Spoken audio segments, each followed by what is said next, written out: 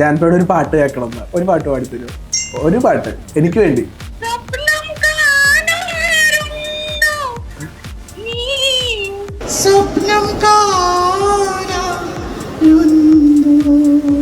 ഒരു viral video ഉണ്ടായിരുന്നു ആര്യ ചേച്ചി നിതിൻ ചേട്ടൻ്റെ ആ ഒരു ഫോട്ടോസിനെ പറ്റി പറയുന്ന ഒരു വീഡിയോ. ഞങ്ങളുടെ റിലേഷൻഷിപ്പ് ഫസ്റ്റ് അനൗൺസ് ചെയ്ത ഫോട്ടോ എടുത്തിരിക്കുന്നത് നിതിനാണ്.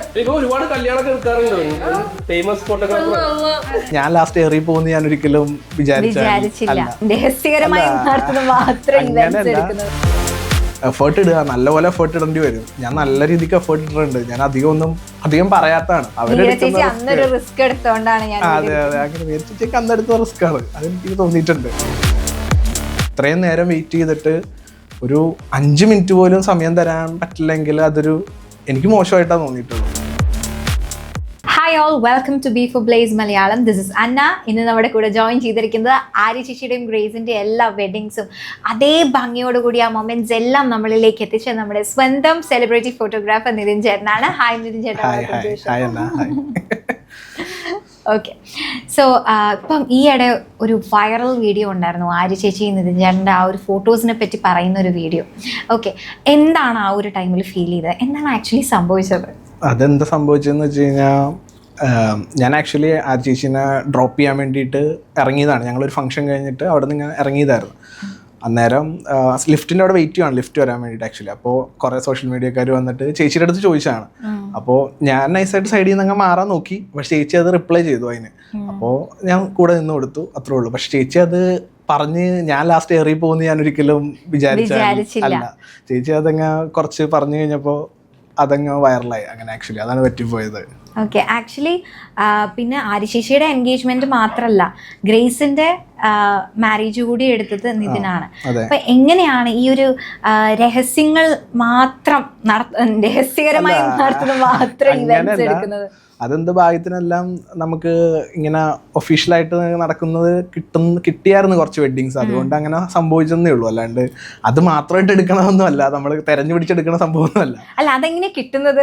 ഫ്രണ്ട്സും പിന്നെ അങ്ങനെ ആക്ച്വലി ഗ്രേസിന്റെ വർക്ക് എനിക്ക് എൻ്റെ ബെസ്റ്റ് ഫ്രണ്ട് എൻ്റെ സിജൻ അവൻ റെഫർ ചെയ്തതാണ്. അവനാണ് അതിൻ്റെ മേക്കപ്പ് ചെയ്തത്. അപ്പോൾ അവൻ റെഫർ ചെയ്തതാണ് ആ വർക്ക്. പിന്നെ ഗ്രേസ് ആയിട്ട് അങ്ങനെ കമ്പനിയായി. ആളടിപൊളിയാണ്, നല്ല പാവമാണ്. ജസ്റ്റ് ഒരു സെലിബ്രിറ്റി കൈൻഡ് ഓഫ് അങ്ങനെ ഒന്നും ആൾക്കില്ല. ഭയങ്കര അടിപൊളിയായിരുന്നു ആ വർക്ക്. അത് ഭാഗ്യത്തിന് അതും ആ പിക്ചേഴ്സും വൈറലായി. അങ്ങനെ എല്ലാം വൈറലാവുന്നുണ്ട്. എടുക്കുന്നതൊക്കെ വൈറൽ എന്നാണോ? അല്ല, അങ്ങനെയല്ല, എന്ത് ഭാഗ്യത്തിന് വൈറലാവുന്നുണ്ട്, അതുകൊണ്ടാണ്. അത്രേ ഉള്ളൂ. ഓക്കെ, ഇപ്പം ആര്യശേഷി ആ ഒരു വീഡിയോയിൽ പറയുന്ന ഒരു കാര്യമുണ്ട്, വെഡ്ലോക്ക് സ്റ്റോറീസിന്റെ മുതലാളിയാണ് നടക്കം പറയുന്നത്. ഞാൻ പറഞ്ഞു, ചേച്ചി അത് അങ്ങനെയൊക്കെ പറഞ്ഞ് എന്നെ എയറിലാക്കിയിട്ട് ചേച്ചി പോയി. ചേച്ചിയായിട്ട് മെസ്സേജ് അയച്ചു, നീ ഇതൊക്കെ ഇറങ്ങിയാന്നൊക്കെ ചേച്ചി ഇറങ്ങി വന്നിട്ട് നമുക്ക് കാണാം, നല്ലതല്ലേ പോട്ടെ എന്ന് പറഞ്ഞു. എങ്ങനെയാണ് ഇപ്പം ഐ തിങ്ക് ഒരു 20s ഇപ്പം ലേറ്റ് 20s ഓക്കെ, അപ്പം ഈ ഒരു യങ് ഏജിൽ എങ്ങനെയാണ് ഇങ്ങനെയൊരു ഓൺട്രപ്രണർഷിപ്പിലേക്കൊക്കെ വന്നത്? എല്ലാവർക്കും ആഗ്രഹം ഉണ്ടാവും ബിസിനസ്സുകാരാവണം എന്ന്. അപ്പം എങ്ങനെയാണ് ഈ ഒരു യങ് ഏജിലേക്ക് അതിലേക്ക് എത്തിപ്പെട്ടത്? ആക്ച്വലി ഫോട്ടോഗ്രാഫി ഇഷ്ടമായിരുന്നു. ഞാൻ 10 +1 +2 തൊട്ട് തന്നെ ക്യാമറ വീട്ടിൽ എൻ്റെ ബ്രദർ വാങ്ങിച്ചു തന്നിട്ട് യൂസ് ചെയ്യാനുണ്ട് ഓൾറെഡി. അപ്പോൾ അത് വെച്ചിട്ട് ചുമ്മാ ഫോട്ടോസൊക്കെ എടുക്കും, മാക്സിമം ട്രാവൽ ചെയ്യുമ്പോൾ എടുക്കാറുണ്ട്. അങ്ങനെയൊക്കെ എടുത്തെടുത്തൊരു ഇഷ്ടം തോന്നി. അത് പഠിക്കണം എന്ന് പറഞ്ഞു. അപ്പോൾ അമ്മ പറഞ്ഞു വേണ്ട, ലൈക്ക് അവർക്കൊരു ഇതുണ്ടാവില്ല, ഇത് പഠിച്ചിട്ട് ഇവൻ എന്തായാലും ഒന്നും ആവാൻ പോകണില്ല എന്നുള്ള ഒരു ഇതുണ്ടാവില്ല. ഇപ്പം ഞാൻ അത് പറയണത് എനിക്ക് തോന്നുന്നത് 18, 17, 16 ആ ഒരു ടൈമിലാണ്, ഇയേഴ്സ്. ഇപ്പോൾ 25 ആയി. ഞാനൊരു 10 കൊല്ലം 12 കൊല്ലം മുമ്പ് പറയുമ്പോൾ ഒട്ടും അവർ ഇത് അംഗീകരിക്കണം എന്നില്ല. ശരിയാണ്, വീട്ടിൽ അംഗീകരിച്ചില്ല. ഇല്ല. അപ്പോൾ +2 കഴിഞ്ഞ് പിന്നെ BCom പഠിച്ചു കഴിഞ്ഞിട്ട് എന്ത് വേണമെങ്കിലും ചെയ്തോന്ന് പറഞ്ഞു. BCom കൂടെ കംപ്ലീറ്റ് ചെയ്തിട്ട് എന്താന്ന് വെച്ചാൽ ഇഷ്ടമുള്ള പോലെ ചെയ്തോന്ന് പറഞ്ഞു.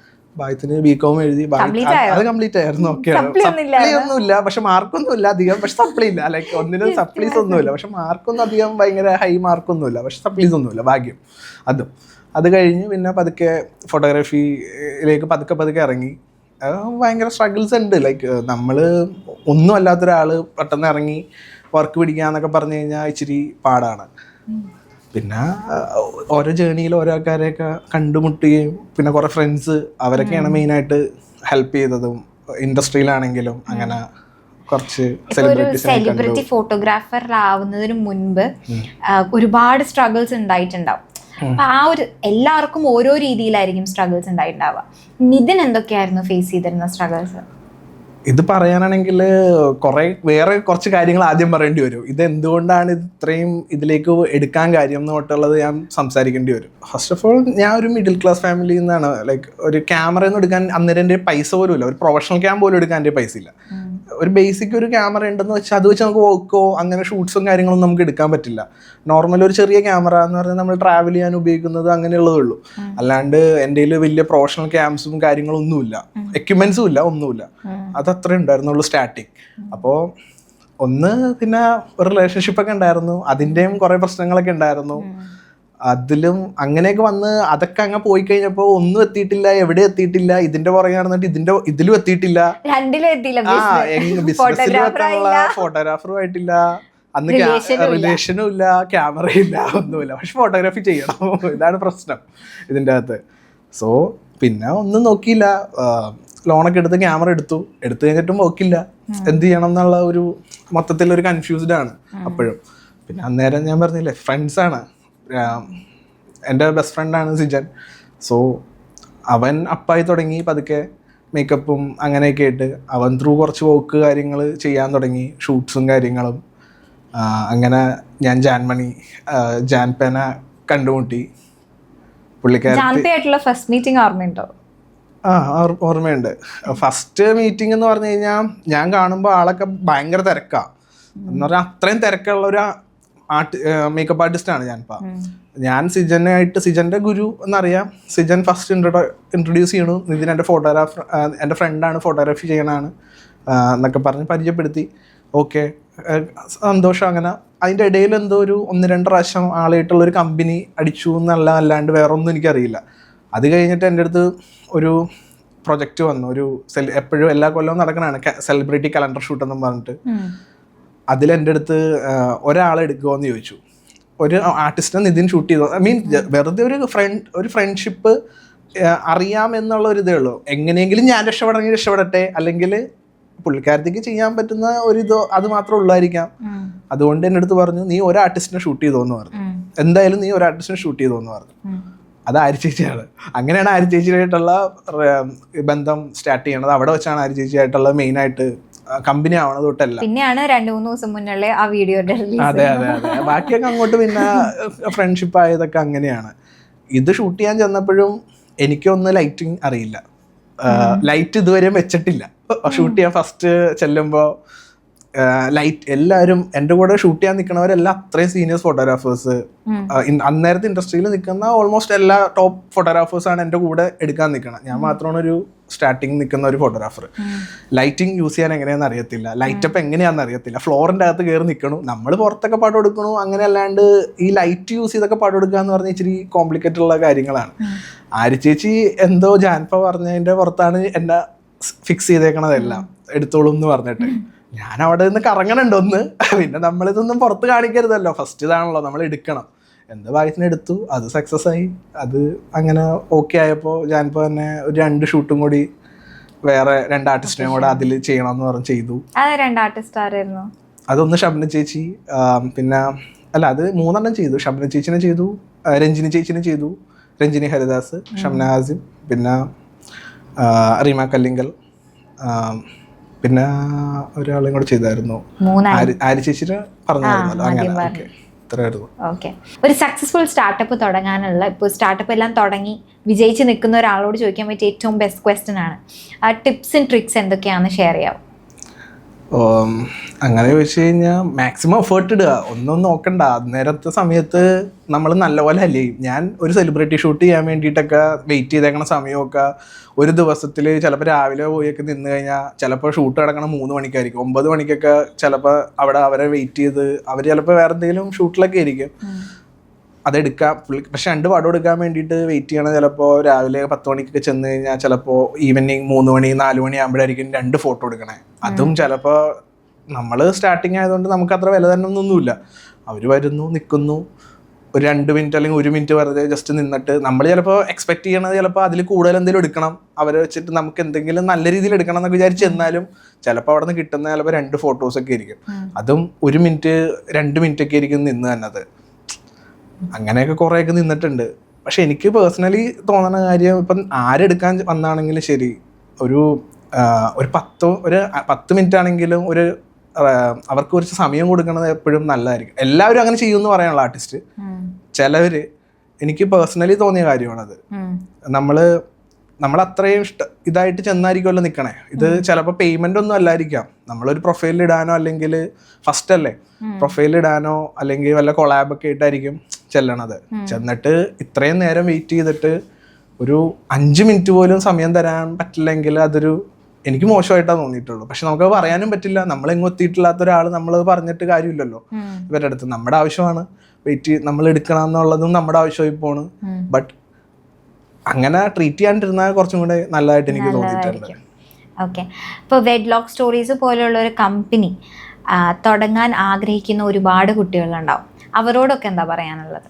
അവരുടെ അടുത്ത് എന്താ പറയാനുള്ളതെന്ന് വെച്ചാൽ, ഇപ്പോൾ എല്ലാവരും തുടങ്ങട്ടെ, നല്ലതാണ്. ബട്ട് എഫേർട്ട് ഇടുക, നല്ലപോലെ എഫേർട്ട് ഇടേണ്ടി വരും. ഞാൻ നല്ല രീതിക്ക് എഫേർട്ട് ഇട്ടിട്ടുണ്ട്. ഞാൻ അധികം പറയാത്തതാണ്, പറഞ്ഞു കഴിഞ്ഞാൽ കുറേ പറയേണ്ടി വരും. അതാണ് ഇതിൽ. പിന്നെ ഭാഗ്യവും കൂടെ ഉണ്ട് കുറേ. എങ്ങനെയൊക്കെയോ എനിക്ക് തോന്നുന്നത് 2020 ആക്ച്വലി ഒന്ന് സ്റ്റാർട്ട് ചെയ്തത് മെയിനായിട്ട്. അതിന് മുമ്പോട്ട് എൻ്റെ പുറകെ നടക്കണുണ്ടെങ്കിലും ഇത് ഒന്ന് ആൾക്കാരിലേക്ക് എത്താൻ തുടങ്ങിയതും, ആദ്യത്തെ ഒരു സെലിബ്രിറ്റി വെഡ്ഡിങ് ചെയ്യണത് സൗഭാഗ്യ എന്ന് പറഞ്ഞ ആളുടെയാണ്, മറ്റേ താര കല്യാൺ അവരുടെ. ആ പടങ്ങളാണ് ആക്ച്വലി വൈറലായത് ഫസ്റ്റ്. അന്ന് ഈ പറഞ്ഞ പോലെ സോഷ്യൽ മീഡിയയിൽ ഈ റീല് അങ്ങനെയുള്ള സാധനങ്ങളൊന്നുമില്ല, വൈറലാവാൻ അങ്ങനത്തെ ഇതൊന്നുമില്ല. നമ്മൾ പിക്ചർ ഇടുന്നു, ആ പിക്ചർ ആൾക്കാർ കണ്ട് അക്സെപ്റ്റ് ചെയ്താലേ ഉള്ളൂ. മറ്റേപോലെ ഇപ്പോൾ റീല് വന്ന പിന്നെയുള്ള പെട്ടെന്നൊരു കണ്ടന്റ് അങ്ങനെ റീച്ചിലേക്ക് പോണത്. അന്ന് ആ ഓപ്ഷൻസ് ഒന്നുമില്ല, കൊളാബില്ല, അങ്ങനെയൊന്നുമില്ല. നമ്മൾ പേജിലിടുന്നു, അവരും പേജിലിടുന്നു, അങ്ങനെ മനസ്സിലാക്കുന്നു, അത്രേ ഉള്ളൂ. അതിൽ ആ വർക്കാണ് ഫസ്റ്റ് ഒരു വെഡ്ലോക്ക് സ്റ്റോറീസ് എന്ന് പറയുന്ന ഒരു ലേബൽ ഉണ്ടാക്കിയത്. പിന്നെ അത് കഴിഞ്ഞ് മീര ചേച്ചിയുടെ ചെയ്തു, ഏഷ്യാനെറ്റ് കോമഡി സ്റ്റാർസിലെ മീരയുടെ വെഡ്ഡിങ് ചെയ്തു. അതും ഭാഗ്യത്തിന് വൈറലായിരുന്നു ആ പടങ്ങളും. എടുക്കുന്നതൊക്കെ വൈറൽ, അതെന്താ ഭാഗ്യമുണ്ട്, അതാണ് സംഭവം. അല്ലാണ്ട് വേറെ സീക്രട്ട് ഉണ്ടോ? സീക്രട്ട് എന്നൊന്നും പറയാനില്ല. അതെന്ത് ഭാഗ്യമാണ്, നമ്മൾ ഇടുന്നു, ആൾക്കാരെ അക്സെപ്റ്റ് ചെയ്യുന്നു. ഹാർഡ് വർക്ക് ആണോ, ലക്ക് ഓർ ഹാർഡ് വർക്ക് എന്ന് ചോദിച്ചാൽ അല്ല, ഹാർഡ് വർക്ക് ഉണ്ട്. ഹാർഡ് വർക്ക് ഉണ്ടായിട്ടാണല്ലോ ഇതിലെ പോയി എടുക്കണത്. അത് കുറെ ഉണ്ടായിട്ടാണ്. കാര്യം മീരച്ചേച്ചിയൊക്കെ നല്ലപോലെ സപ്പോർട്ട് ചെയ്തിട്ടുണ്ട് ആദ്യമേ, ഈ ഷൂട്ടും കാര്യങ്ങളും. ഒരു കല്യാണമൊക്കെ നമ്മൾ ഒന്ന് തുടങ്ങിയ സമയത്ത് തന്നെ നമ്മൾ വിളിച്ചിട്ട് ഒരു വർക്കൊക്കെ ഏൽപ്പിക്കുക എന്ന് പറയുമ്പോൾ അതൊരു ഭയങ്കര ഇതായിട്ടാണ് എനിക്ക് തോന്നിയിട്ടുള്ളത്. ചേച്ചിയുടെയൊക്കെ റിസ്ക്, ചേച്ചിയൊക്കെ എടുക്കുന്ന റിസ്ക്, ഞാനല്ല. അതെ അതെ, അങ്ങനെ ചേച്ചിയൊക്കെ അന്നെടുത്ത റിസ്ക് ആണ്, അതെനിക്ക് തോന്നിയിട്ടുണ്ട്. പിന്നെ ചേച്ചി ചെറിയൊരു എമൗണ്ട് ആണെങ്കിലും ചേച്ചി തന്നിട്ടുണ്ട് വർക്ക് കഴിഞ്ഞപ്പോൾ. ഇത് നീ വെച്ചോ, നിനക്ക് എക്സ്പെൻസും കാര്യങ്ങളൊക്കെ വന്നിട്ടുണ്ട് എന്നൊക്കെ ഉള്ള രീതിയിൽ അതിൻ്റെ ഒരു എമൗണ്ട് തന്നു. അങ്ങനെയൊക്കെ അതും ഭാഗ്യത്തിന് അങ്ങനെ കയറി. പിന്നെ പതുക്കെ കമ്പനി വളർന്നു തുടങ്ങി. അങ്ങനെ കുറേ ആർട്ടിസ്റ്റ് വേറെ, നവി ചേച്ചി ആണെങ്കിലും നവി ചേച്ചിയുടെ കുറേ ഫങ്ഷൻസ് ചെയ്തിട്ടുണ്ട്.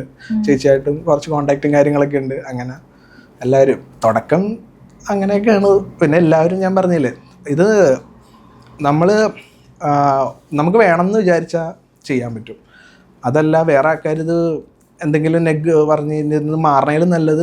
എൻ്റെ അടുത്ത് കുറേ പേര് പറഞ്ഞിട്ടുണ്ട്, ഇത് വിട്, വേറെ എന്തെങ്കിലും ചെയ് എന്നൊക്കെ പറഞ്ഞിട്ടുണ്ട്. രക്ഷപ്പെടില്ല, ഇതുകൊണ്ട് രക്ഷപ്പെടാൻ പോകണമെന്ന് എന്തായാലും പറഞ്ഞിട്ടുണ്ട് ഇഷ്ടംമാര് പേര്. അവർക്കൊക്കെ ഒരു സ്വീറ്റ് റിവെഞ്ച് ആണോ ഇത്? എനിക്ക് അങ്ങനെ തോന്നിയിട്ടുണ്ട്. കാര്യം ഞാൻ പറഞ്ഞില്ല, എനിക്ക് എൻ്റെ അമ്മക്ക് ഏറ്റവും വലിയ ഇൻട്രസ്റ്റ് എന്ന് പറഞ്ഞ ഒരു ഇഷ്ടം എന്ന് പറഞ്ഞു കഴിഞ്ഞാൽ ഒരു വീട് പണിയണമെന്നായിരുന്നു.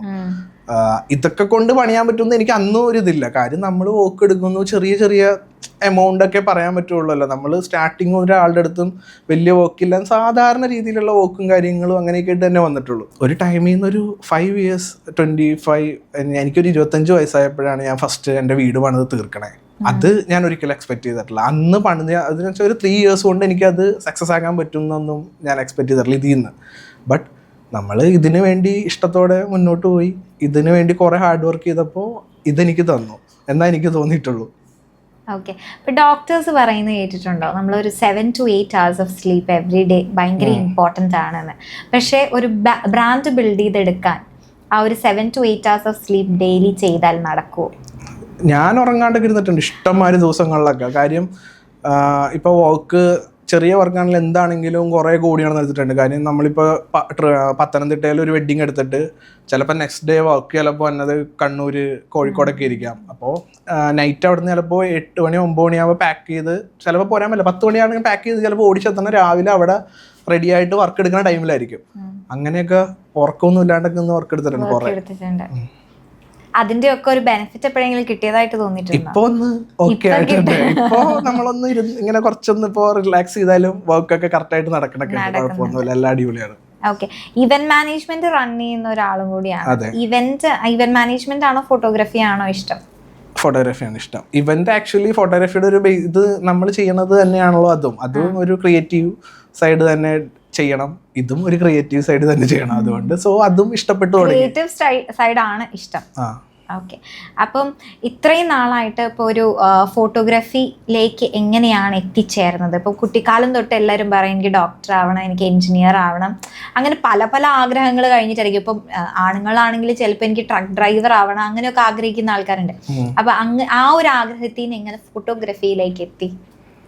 അത് ഞാൻ പറഞ്ഞല്ലോ, ഞാൻ +1 +2 തൊട്ട് തന്നെ എൻ്റെ ക്യാമറ ഉണ്ട്. ഞാൻ ഫോട്ടോ എടുത്തെടുത്ത് ഇഷ്ടപ്പെട്ടത് അതിലോട്.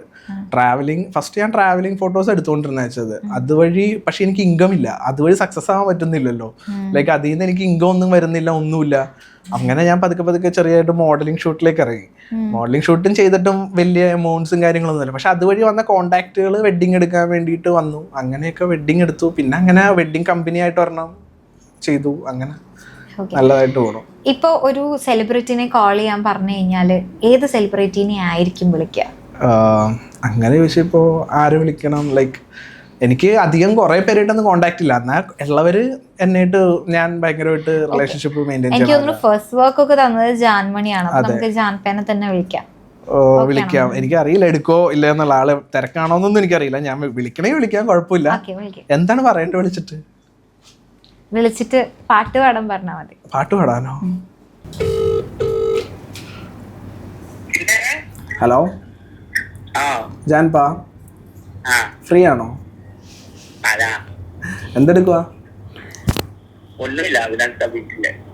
അവിനാഷിന്റെ അടുത്തോ? ഫ്രീ ആണോ? ഓക്കെ, എൻ്റെ ഒരു ബെസ്റ്റ് ഫ്രണ്ട്, എൻ്റെ ഒരു അത്രയും ബെസ്റ്റ് ഫ്രണ്ട് ജാൻപയുടെ ഒരു പാട്ട് കേൾക്കണമെന്ന്. ഒരു പാട്ട് പാടിത്തരുമോ? തെറി പറയരുത്, ഫോൺ ലൗഡ് സ്പീക്കറാ.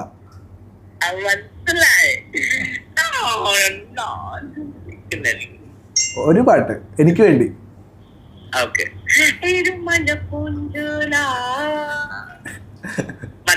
ഇല്ല, കുറച്ചും കൂടെ വേണം.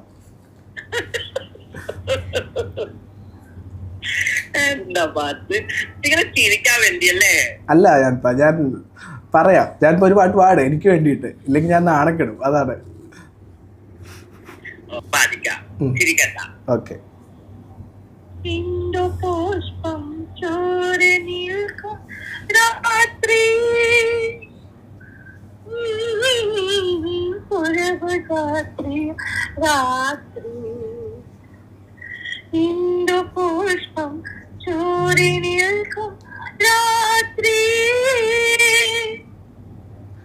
Thank you.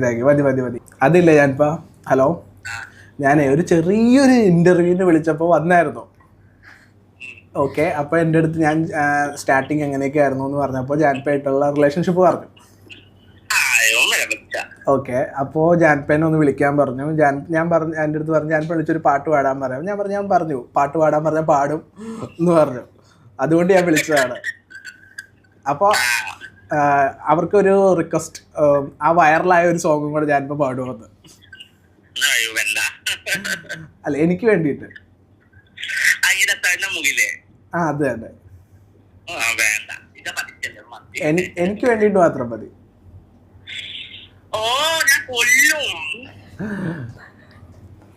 കുഴപ്പമില്ലെങ്കിൽ മതി കേട്ടോ, ഇല്ലെങ്കിൽ വേണ്ട.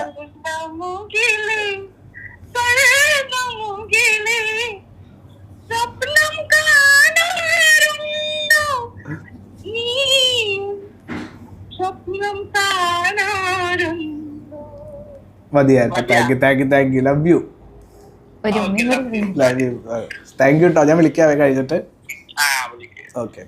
സോ എപ്പോഴെങ്കിലും ഇപ്പം നമ്മളൊരു ഇവന്റ് നടന്നുകൊണ്ടിരിക്കുന്ന സമയത്ത് അത് പെട്ടെന്ന് കഴിഞ്ഞു പോയി അയ്യോ തീരണ്ടായിരുന്നു എന്ന് തോന്നിയിട്ടുണ്ടായിരുന്നോ?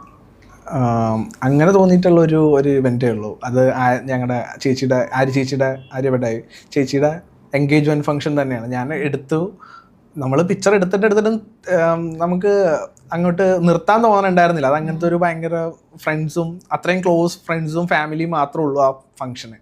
ഒരു പ്രൈവറ്റ് റിസോർട്ടിൽ ഭയങ്കര രസമായിരുന്നു ആ പരിപാടി. ഞങ്ങൾ ആക്ച്വലി ചേച്ചിൻ്റെ അടുത്ത് കുറച്ച് എടുത്ത് കഴിഞ്ഞിട്ട് എൻ്റെ അടുത്ത് പറഞ്ഞു ക്യാമറ പാക്ക് ചെയ്ത് വെച്ചാൽ മതി നമ്മളിനി എൻജോയ് ചെയ്യാൻ തുടങ്ങുകയെന്ന് പറഞ്ഞു. വെളുപ്പിന് 2 മണി 3 മണി വരെ എൻജോയ്മെൻറ്റാണ്. പൂളിൽ തന്നെ എല്ലാവരും ഭയങ്കര ഇതായിട്ട് 2 മണി 3 മണിയായിട്ട് അത് നിർത്തണം എന്ന് തോന്നുന്നുണ്ടായിരുന്നില്ല. ആ പരിപാടി അങ്ങനെ തന്നെ കണ്ടിന്യൂ ചെയ്ത് പോകാനാണ് തോന്നിക്കൊണ്ടിരുന്നത്. ഇത്രയും ടൈം നമുക്ക് വേണ്ടിയിട്ട് ബി4 ബ്ലേസ് മലയാളം പ്രേക്ഷകർക്ക് വേണ്ടിയിട്ട് ചെലവഴിച്ചതിന് ഒരുപാട് താങ്ക് യു. ആൻഡ് നമ്മളെ എല്ലാവരെയും ഇത്രയും നേരം കണ്ടുകൊണ്ടിരുന്ന നമ്മുടെ സ്വന്തം ബി4 ബ്ലേസ് മലയാളം പ്രേക്ഷകർക്ക് ഒരുപാട് ലവ് യു. Thank you.